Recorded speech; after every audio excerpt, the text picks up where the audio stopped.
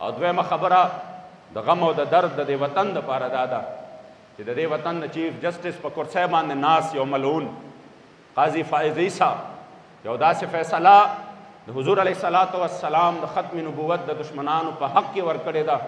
چې د 1400 هغه مسلمانانو قربانۍ چې د پاکستان آئین او قانون جوړ شوی دی د هغې نه کله بغاوت کړی دی. تا په خپله فیصله کې دا لیکلي دي چې قادیانیت ته په د دې په هغه کنجرخانو کې دننه دوی ورته عبادت خانې وایي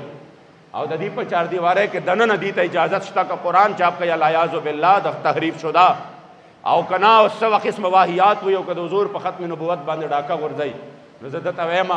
که زه نن په دې جومات کې په چاردیوارۍ کې دننه چیف جسټس ته چې کوم دی څه کوم هغه پسې خبرې کوم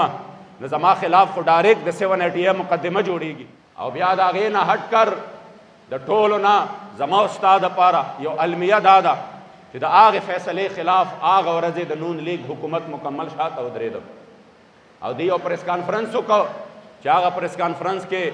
په هغې کې احسان اقبال او خواجه آصف ناستو او هغې اول د چیف جسټس باره کې خبره وکړه او بیا د هغې نه پس دا وویل چې د هغه په فیصله کې هېڅ قسم ابهام نشته د هغه په فیصله کې هېڅ قسم ابهام نشته او هغه فیصله صحیح ورکړې ده نو زه دې ته وایم